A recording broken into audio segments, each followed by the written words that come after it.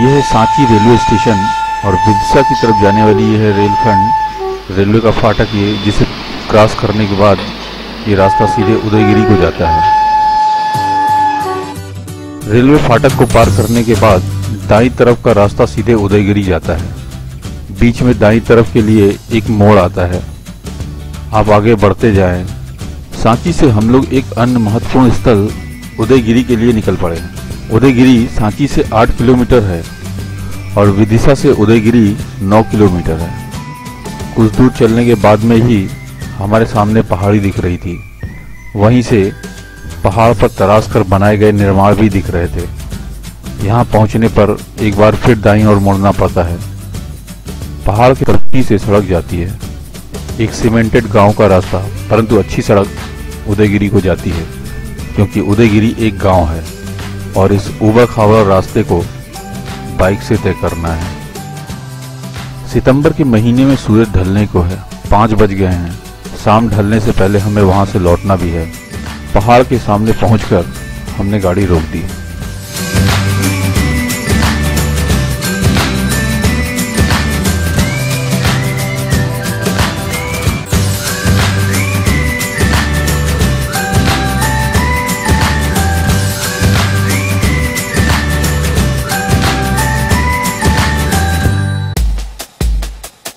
इन गुफाओं को गुप्त काल की सबसे प्रमुख पुरातात्विक क्षेत्र माना जाता है और वर्तमान में भारतीय पुरातात्विक सर्वेक्षण द्वारा इसे सुरक्षित कर लिया गया है।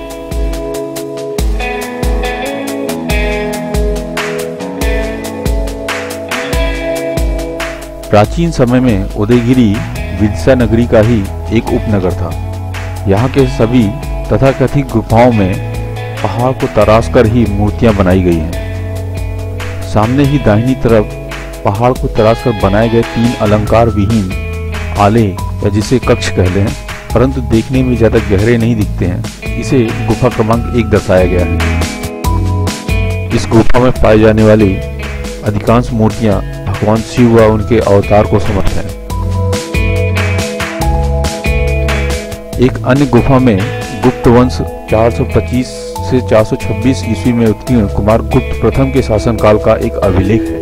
इसमें शंकर नामक किसी व्यक्ति द्वारा गुफा के प्रवेश द्वार पर जैन तीर्थकर पार्श्वनाथ की मूर्ति के प्रतिष्ठापित किए जाने का उल्लेख है।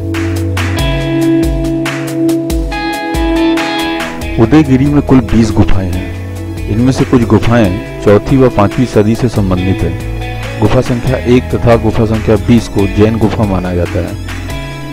पत्थरों को काटकर बनाई गई ये उदयगिरी की गुफाएं गुप्त काल के कारीगरों के कौशल और कल्पनाशीलता का जीता जागता उदाहरण है।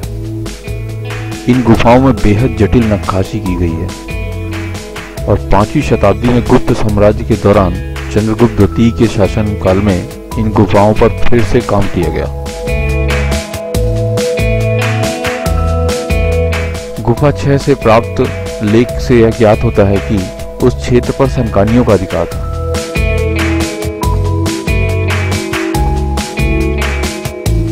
सचमुच किसी के लिए गाइड बनना बहुत ही आनंददायक होता है। गुफा क्रमांक 5 में, जो वास्तव में गुफा नहीं है, शैलाश्रय जैसा है। यहाँ पर विष्णु के वराह अवतार का शिल्पांकन हुआ है। इसकी ऊंचाई 13 फीट है और संभवतः यह भारत में बने सभी वराह मूर्तियों में सबसे बड़ी है। उदयगिरी में इस जगह को देखने का रोमांच कुछ अलग ही है। वराह द्वारा भूदेवी के उद्धार की पौराणिक मान्यता को शिल्पी ने शिल्प के रूप में मानो कविता लिखी है। शीशनाग हाथ जोड़े हुए, उसके सीने में बाएं पैर को रखे हुए, दाहिने पैर को अलग धरातल पर मजबूती से रख, सीना ताने मुंह में भूदेवी को उठाए, बायां हाथ बाएं जंघे पे और दाहिना हाथ कमर पर वराह को चित्रपटल की बाईं ओर दर्शाया गया है। एकदम ऊपर दाहिनी तरफ ब्रह्मा, फिर हाथी पे सवार इंद्र और अन्य देवता। पटल में कई देवी देवताओं, ऋषि मुनियों को दर्शाया गया है। विष्णु द्वारा पृथ्वी अर्थात भूदेवी के उद्धार के दृश्य को ये सभी देवी देवता प्रत्यक्ष देख रहे हैं। इसमें चंद्रगुप्त द्वितीय ने अपना स्थान शेषनाग के पीछे ग्रहण किया हुआ है। वराह का ऐसा विराट और विहंगम शिल्पांकन और कहीं नहीं देखा जा सकता है। यहाँ पर क्रमांक 2 खुदा हुआ है, जबकि वास्तव में यह पहला नंबर होना चाहिए। भारतीय मूर्तिकला के इतिहास में यहाँ के गणेश प्राचीनतम माने गए हैं। क्रमांक 3 में पहाड़ को तराशकर मंदिर का गर्भगृह बनाया गया है। यह द्वार अलंकरण युक्त है। अगला कक्ष गुफा क्रमांक 4 भी एक मंदिर ही है। सामने दीवार पर दरवाजे के अगल बगल द्वारपाल हैं और उनके 2 खंभे तराशे गए हैं। यहाँ का अलंकरण भी क्षतिग्रस्त है। यहाँ की सबसे महत्वपूर्ण और सुंदर कलाकृति एक मुखी शिवलिंग है, जिसका केश विन्यास मनोहारी है। इस मूर्ति को देखकर ऐसी मानता है कि गंगा जी को रोकने का प्रयास शिल्पकार ने इसमें साकार कर दिया है। गुफा क्रमांक 6 इस मंदिर के निर्माण के लिए काफी अंदर तक खुदाई की गई है। अगल बगल भी दीवार है, परंतु दाहिनी ओर एक छोटा हालनुमा कक्ष है। मंदिर के दरवाजे के अगल बगल गंगा और यमुना को दर्शाया गया है। यहाँ विष्णु, वराह, दुर्गा तथा महिषासुर मर्दिनी भी उकेरे गए हैं। हाथ में फरसा लिए अजीबोगरीब केश विन्यास वाले 2 शिल्प भी हैं। यहाँ की दीवार पर चंद्रगुप्त ईस्वी सन 382 और 401 का एक उत्कीर्ण लेख है, जो यह बताता है कि यह मंदिर शंभू को समर्पित है। गुफा क्रमांक 7 कोई खास नहीं है। दरवाजे के बाहर 2 द्वारपाल दिख रहे हैं और अंदर विष्णु है। गुफा क्रमांक 8 के कक्ष में विष्णु की प्रतिष्ठा है। यहाँ तो द्वारपाल भी नहीं है। गुफा क्रमांक 9 के अंदर भी विष्णु ही विराजमान है, परंतु बाहर 2 क्षतिग्रस्त द्वारपालों की प्रदर्शनी है। 10, 11 और 12 क्रमांकों से युक्त सभी कक्षों ने हमें आकर्षित नहीं किया है, क्योंकि यहाँ पर देखने लायक कुछ भी ऐसा विशेष नहीं है। वे हमें साधारण प्रतीत हुए हैं। हाँ, क्रमांक 13 पर शेष शैया पर विष्णु है विराजमान। भले इस मूर्ति में क्षरण हो गया हो, परंतु है विलक्षण। विष्णु की शैया स्वरूप शेषनाग का शिल्प अनूठा है। थोड़ा आगे बढ़ने पर गुफा क्रमांक 14 दिखी, पर यहाँ पर कुछ भी समझ में नहीं आया, क्योंकि ये खाली पड़ा हुआ है। अब हम लोग नीचे की तरफ उतर रहे हैं।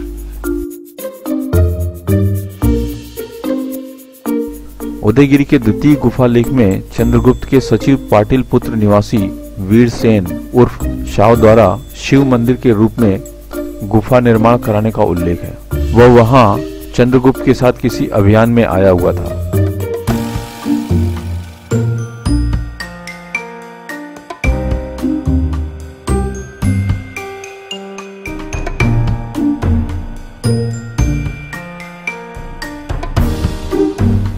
भारतीय कलाकारों की क्षमता और उनकी शक्ति इस काल में विध्वंस और विनाश के खिलाफ एक आध्यात्मिक ब्रह्म शक्ति के रूप में परम ऊंचाइयों तक पहुंची थी।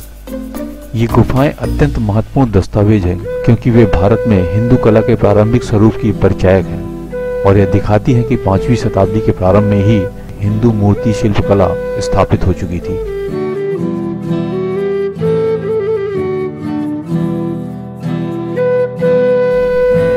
यहाँ पर अधिकांश कक्ष तो बंद पड़े हुए हैं, क्योंकि वहां पर छत का कोई भरोसा नहीं है।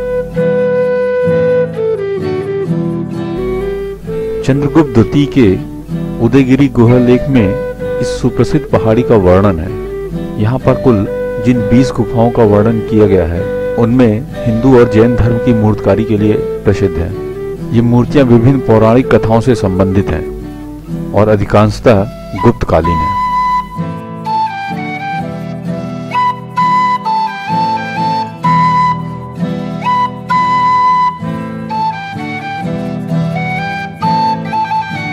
यह बलुआ पत्थर से बनी हुई मशरूम गुफाएं, इन्हें मशरूम के छत्ते के आकार की होने की वजह से इन्हें मशरूम गुफाएं का नाम दिया गया है।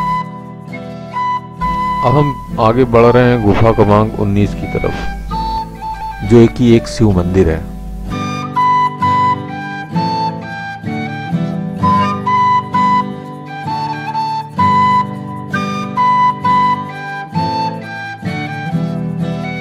उदयगिरी की पहाड़ी बलुआ पत्थर की है। 1500 वर्षों के क्षरण ने वहां की कलात्मकता को अत्यधिक क्षति पहुंचाई है और रहा सहा कार्य हमारी उपेक्षा ने कर दिया है। गुफाओं की प्रस्तर कटाई कर छोटे छोटे कमरों के रूप में बनाया गया है। साथ ही साथ मूर्तियां भी उत्कीर्ण कर दी गई हैं।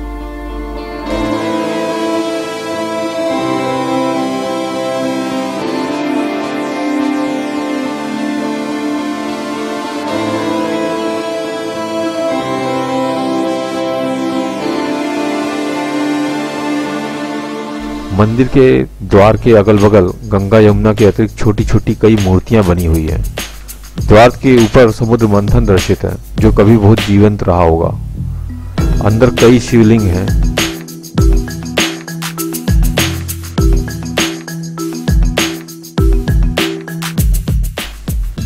समझा जाता है कि ईसा पूर्व से ही यह स्थान खगोलीय अन्वेषणों के लिए उपयुक्त हुआ करता था। इस भूभाग से मौर्य, नाग आदि शासकों के पुरावशेष प्राप्त हुए हैं।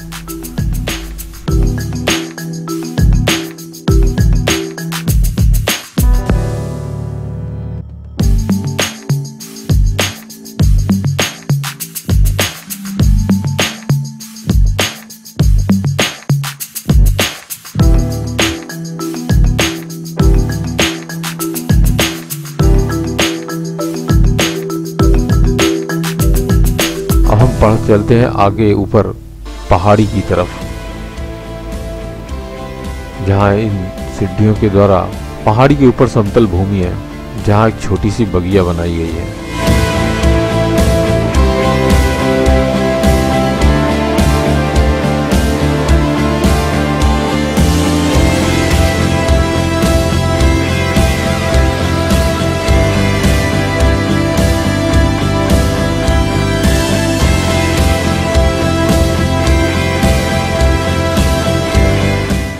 यहाँ खड़े होकर अचानक हमने अपनी बाईं तरफ झांका तो हमें पता चला कि इस एक सकरे रास्ते से पहाड़ी के ऊपर पहुंच गए हैं। पहाड़ी के ऊपर समतल भूमि है, जहां पर खूबसूरत ठंडी हवाएं आपका मन मोह लेती हैं।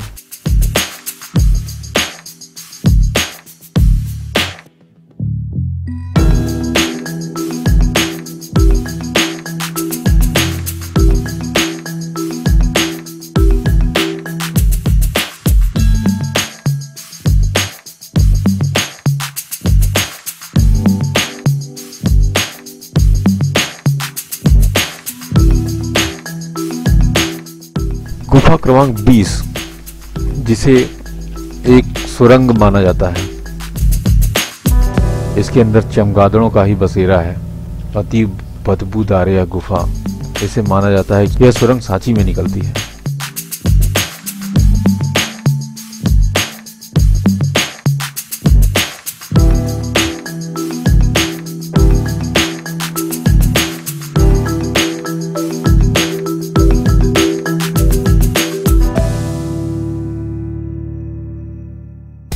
और ये पहाड़ी के ऊपर स्थित एक छोटा सा गेस्ट हाउस है, जिसे माना जाता है ये अंग्रेजों के काल का है।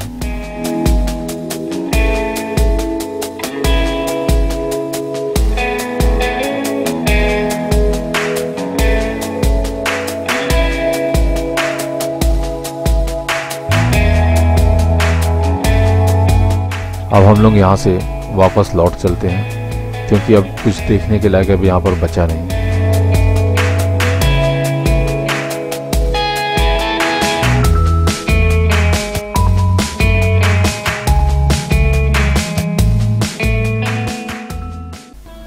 दोस्तों के साथ जाने का आनंद कुछ और ही होता है, परंतु परिवार के साथ बच्चों को लेकर पहाड़ी चढ़ने का कष्ट और हवाओं की सरसराहट में सूनेपन में जहरीले जंतुओं और बंदरों के आक्रमण का भय भी आपके साथ साथ चलता जाता है। पर मजेदार बात यह है कि यहाँ आकर ऐसा कुछ भी एहसास नहीं होता है, क्योंकि यहाँ जगह जगह पर गार्ड की दस्तक से आपकी सिक्योरिटी का पूरा ख्याल रखा जाता है। अद्भुत जगह है।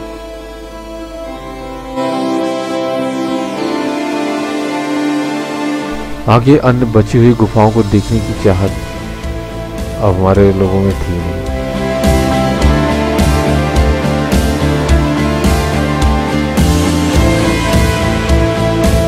अब हम नीचे की तरफ उतर आए हैं